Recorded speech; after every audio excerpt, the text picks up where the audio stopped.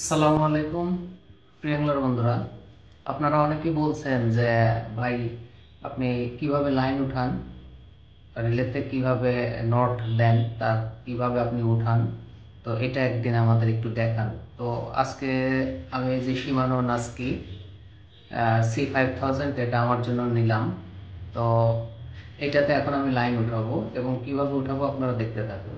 আর কিছু কিছু ভাই আপনারা লাইন উঠান পানির মধ্যে দিয়ে, তারপরে যে কোনো মানে যে কোনো ভাবে নর্মালি আপনি লাইন উঠান। আসলে নর্মালি লাইন উঠানো ঠিক না, কারণ এই যে আমি যেভাবে লাইন উঠেছি একদম শক্তভাবে উঠে গেছে। কিন্তু নর্মালি যখন আপনি উঠাবেন তখন ওই লাইন নিচে ভালোভাবে না পেছলে আপনার ওই লাইন সবসময় কাস্টিং দূরত্ব ব্যাহত হবে এবং বিভিন্ন সমস্যায় পড়বেন। তো যাই হোক, এবার আমি এটাতে উঠাবো। তো ফার্স্টে এই যে এদের একটা লেভেল আছে, লেভেলটা উঠিয়ে নিতে হবে। এই যে লেভেলটা আমি উঠিয়ে নিলাম। তো বন্ধুরা, আমি যখন চিকন লাইন দিয়ে নটটা দিব তখন আসলে বোঝায় অনেকের কাছে অসুবিধা হতে পারে, যার কারণে আমি এই যে এই একটু মোটা সুতো নিলাম, এটা দিয়ে আমি আগে দেখিয়ে দেব। তো আজকে রিলের গলায় আমি ফাঁসিটা দিয়ে দেব। তো এটা একটা ফাঁসির মতোই নট, মুভেবল। এটা আমি দেখাচ্ছি।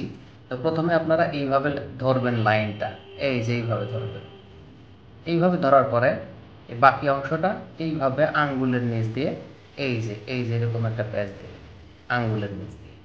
তারপরে যে কাজটা করবেন, এটা 7-8টা এইভাবে প্যাচ দেবেন, ওই ইউনিনটের মতো আর কি, ইউনিনটের মতোই, তবে এখানে বাড়তি একটু অংশ রাখতে হয়।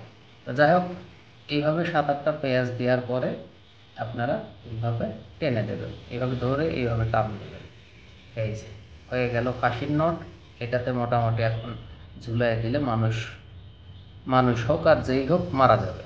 কারণ হলো এই যে এখন এটা কিন্তু যাতায়াত করতেছে, এই যে এটা কিন্তু মুভেবল হবে।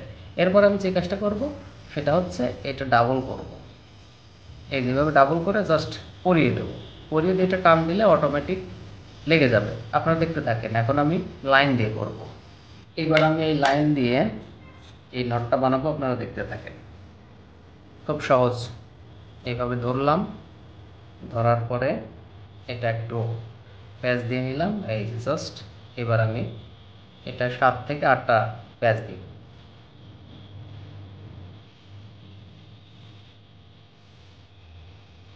7 থেকে 8টা টার্ন হবে।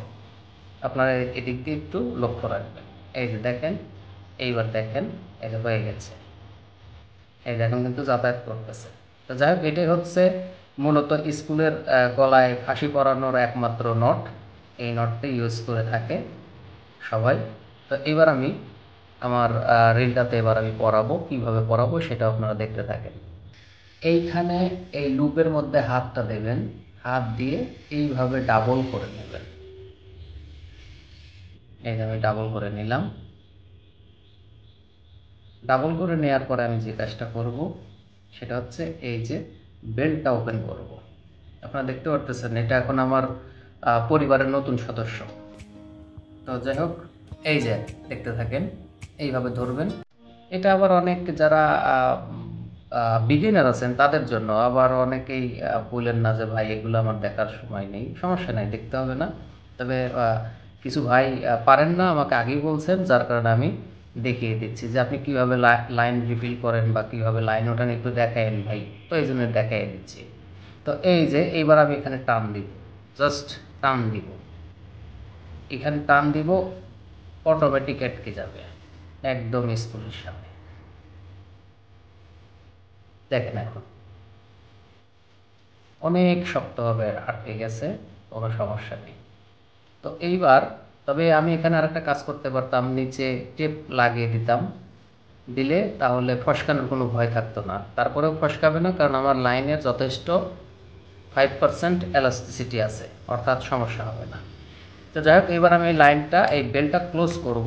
ক্লোজ করে এবার আমি লাইনটা উঠাবো। তো আমি আসলে লাইনটা কিভাবে উঠাই, অনেকেই দেখি যে বিভিন্ন ভিডিওতে দেখি যে কেউ কেউ পানির মধ্যে এটা ফেলে দেন, দিয়ে তারপরে পেঁচান। আসলে কতটুকু ফুটছে এই স্কুলে প্যাচে বা পেঁচানো যায় সেটা আমি জানি না, তবে আমার কাছে সহজ উপায় হচ্ছে আমি এখান থেকে একটা কলম দিব, কলম দিয়ে আমি যখন একা থাকি তখন আমি দুই পাশে পা দিয়ে পায়ের আঙ্গুল দিয়ে চাপ দিয়ে ধরি, ধরার পরে আমি বিছানার সাথে এইভাবে একটু হালকা চাপ দিয়ে ধরে রাখি, যেন এই লাইনটা আমাকে বের করতে একটু হলেও শক্তি লাগে বা ফোর্সে আসে। তখন অনেক টাইট হয়ে কিন্তু মূলত যে আপনারা এটা দেখতে পাচ্ছেন অনেক টাইট হয়ে কিন্তু প্যাচে, অর্থাৎ এই লাইনে কোনো ধরনের সমস্যা হবে না, কোনো ধরনের আপনার কাস্টিং দূরত্ব ব্যাহত হবে না, ঠিকভাবেই কাস্ট হবে এবং কোনো ধরনের নট হবে না, লাইনের মধ্যে লাইন ঢুকে যাবে না।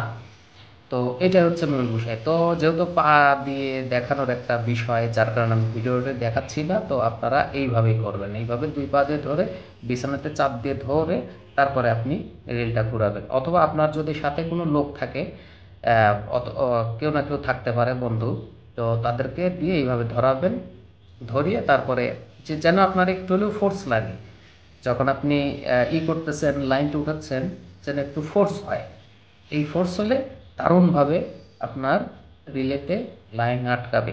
এই লুজ হয়ে পেঁচার কারণে যে সমস্যাগুলো হয় সেই সমস্যাগুলো আপনাকে ফেস করতে হবে না।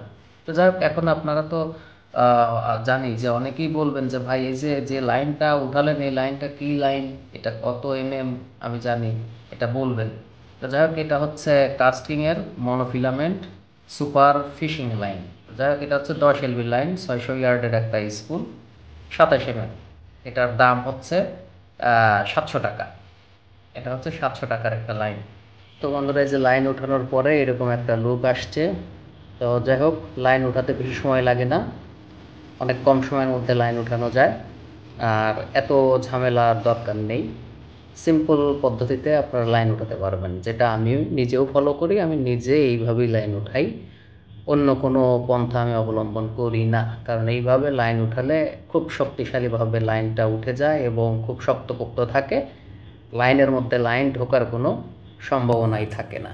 তো যাই হোক, এই হচ্ছে লাইন ওঠানোর পরের অবস্থাটা আমি আপনাদের দেখালাম।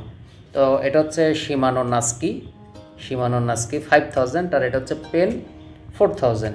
তো আমার কাছে মনে হলো যে পেনেই বেশি লাইন ধরছে, 4000 তারপরেও লাইনটা বেশি ধরছে, আর শিমানো জানেন যে আপনারা সবাই জানেন যে স্পুলটা একটু ছোটো হয়। তো যাই হোক, কীভাবে নটটা দেবেন আর কীভাবে ওঠাবেন আমি কিন্তু দেখিয়ে দিলাম। তো যাই হোক, সবাই ভালো থাকবেন, আর চ্যানেলটি অবশ্যই সাবস্ক্রাইব করবেন, আর আমার অবশ্যই ফেসবুক পেজের লিঙ্ক আমি আমার ডেসক্রিপশন বক্সে দিয়ে দেবো, অবশ্যই ফেসবুক পেজে আপনারা অ্যাড হয়ে নেবেন, তাহলে যোগাযোগটা অনেক সহজ হবে। তো সবাই ভালো থাকবেন, আল্লাহ হাফেজ।